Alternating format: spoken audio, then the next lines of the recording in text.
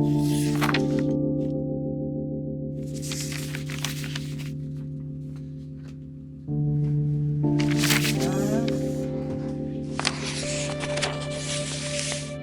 ver, espera un segundito, a ver si eso. Ahí. Toma. Más pegado imposible. ¿Está cómodo ahí? Yo sí. Correcto acá para que tenga buena luz. Terminás la frase, te quedas en silencio, movés la hoja y después seguís. Así no se escucha el ruido de la hojita. Y si en algún momento te trabás o querés volver a repetir una frase, no pasa nada. Mirás desde la frase completa. ¿Quieren que la pongamos más para el centro, la triple? A ver, vos decime si no tendrá. Este poema estimo que lo escribí en 2015 porque decirle al gobierno que hay que parar la mano era una frase de Eve para Macri, entonces calculo que lo escribí al inicio del gobierno de Macri durante las primeras represiones. Vamos a decirle a este gobierno que tiene que parar la mano. Me gusta porque es un poema que no tengo, es un texto que no tengo muy presente. Y cuando lo releo me emociona porque siento que que me representa a pesar del paso del tiempo, como si lo hubiese escrito otro. A veces uno necesita alejarse de las cosas para sentirlas propias.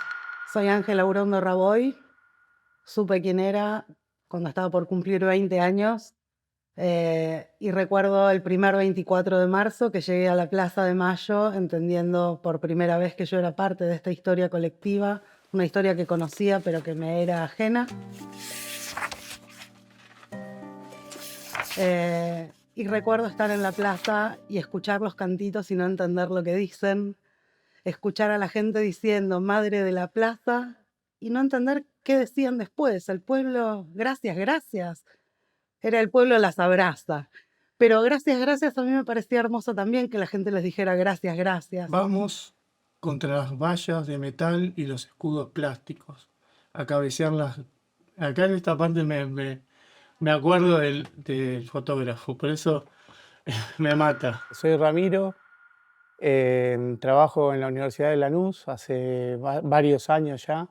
El 24 de marzo de 1976 fue un momento bisagra en mi vida particularmente. Tuve que exiliarme con mi familia, a mi mamá la persiguieron, a sus compañeros de militancia los mataron y bueno, tuvimos que vivir el exilio. Soy integrante de la agrupación Hijas e Hijos del Exilio y soy integrante de la Mesa de la Memoria de Lanús. 24 de marzo, Avenida de Mayo. Nos damos cita. La multitud avanza. El pueblo confluye. Vamos. Soy Ana Parafioriti, trabajadora no docente de esta querida universidad. Cabecear los gases, las balas de goma, los palazos, vamos. Entrevista a Emma, toma 1. Me llamo Emma Lebosec. Soy poeta y sobreviviente. Yo me llamo Viviana Lozada, formo parte de Familiares y de la Mesa de la Memoria. Hace muchos, muchos años que milito el movimiento de derechos humanos. Soy Alberto Merola. Soy hermano de Dante Merola, desaparecido, de Fernando Merola, desaparecido y asesinado. Soy cuñado de Irene Diana Bechler, desaparecida, asesinada y recuperados sus restos, identificados por el equipo de antropología forense.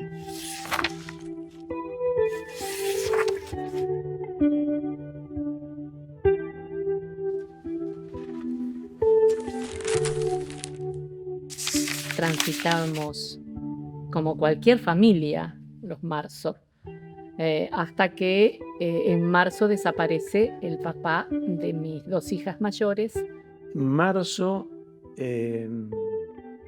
como todas las experiencias, es algo que va cambiando y se va resignificando con el tiempo. El 24 de marzo en sí mismo es es un número y es una fecha que marca un quiebre en la historia. Me cuesta pensar qué me pasa a mí con eso, porque creo que es lo que le pasa a la humanidad, ni siquiera a la Argentina. Y yo estaba restituyendo recién mi identidad y sentía que sin todos los que estuvieron antes sosteniendo el 24 de marzo, que es una fecha del horror, que es un recordatorio de lo frágil que son nuestros derechos y de la violencia que puede encarnar la humanidad cuando no hay una política que las contenga.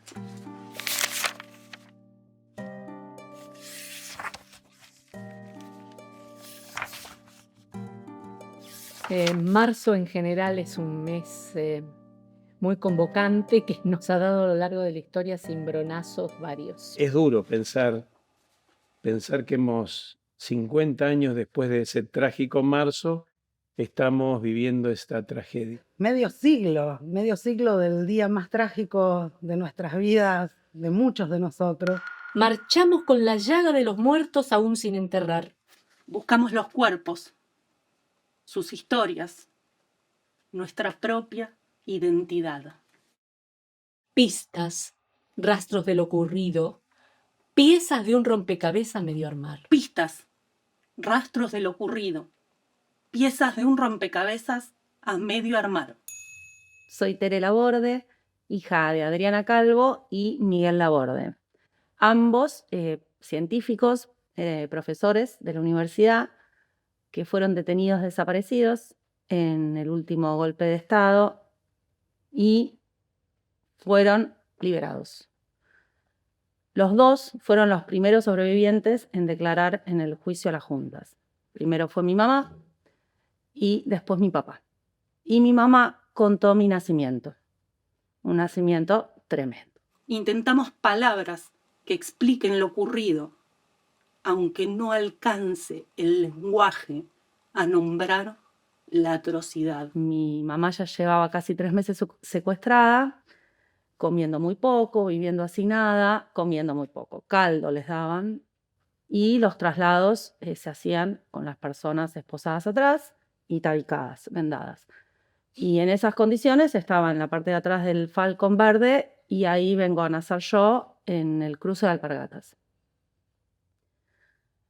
Y después estuve 15 días en el Pozo de Banfield y salí con mi madre en brazos. Vamos a encontrarnos y ver en los ojos de todos el brillo de las 30.000 ausencias. A encontrarnos y ver en los ojos de todos el brillo de las 30.000 ausencias. A encontrarnos y ver en los ojos de todos el brillo de las 30.000 ausencias. Y las madres que iban a dar vueltas a la plaza en plena dictadura, y los sobrevivientes yendo a buscar a las madres de las compañeras y compañeros que estaban detenidos, desaparecidos, para contarles dónde estaban. Una tarea horrible, que todavía estaban en los campos de concentración, cómo los habían visto. Era ir a romperles el corazón a esas madres y esos padres y esas familias, pero por lo menos les iban a llevar un poco de verdad, porque tenían una incertidumbre enorme.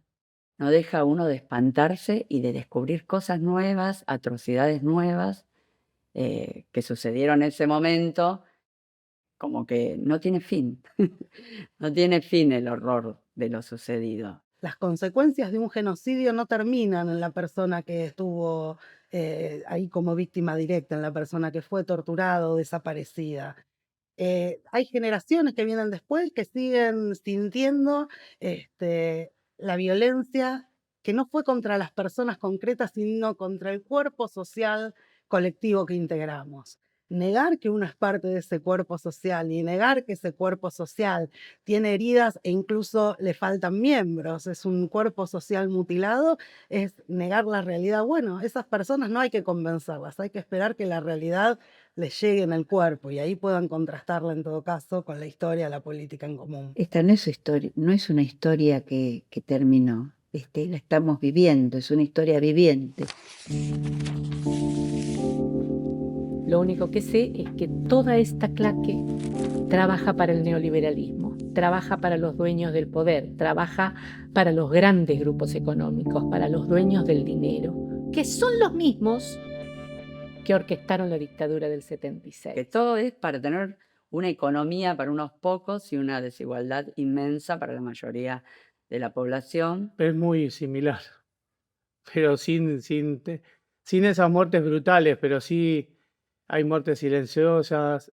Y ahora están golpeando demasiado, están reprimiendo, hay miedo en la sociedad. Vendiendo el agua, las montañas, las están regalando en realidad. Yo creo que hay que reinventarlo todo, que hay que ser capaces de tener imaginación, que hay que apelar al arte, a la creatividad, a la poesía, al amor, pero no al amor ñoño, al amor de la ternura vacía, al amor fuerte, al amor que se juega todo para poder ser, para poder ser. Lo que tenemos que hacer es poder tener una imaginación superadora de ese horror y pensar en imaginarios posibles, en mundos habitables, en de verdad, ser creativos. ¿Cómo podría ser este mundo mejor?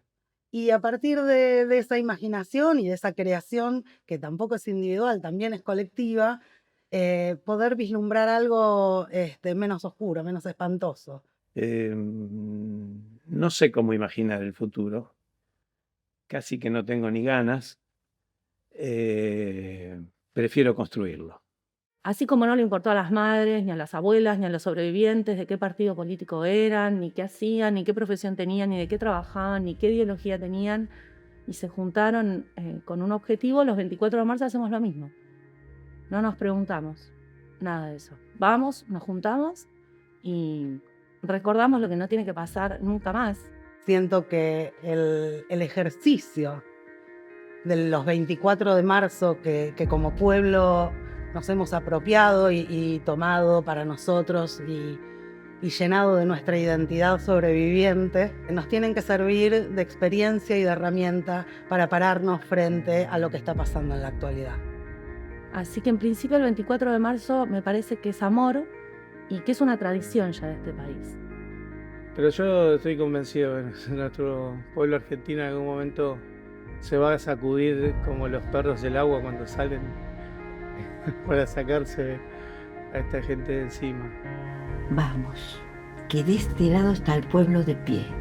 Vamos, que de este lado está el pueblo de pie. Y del otro lado los milicos condenados. Vamos, que de este lado está el pueblo de pie y del otro lado los milicos condenados. Vamos, que de este lado está el pueblo de pie y del otro lado los milicos condenados.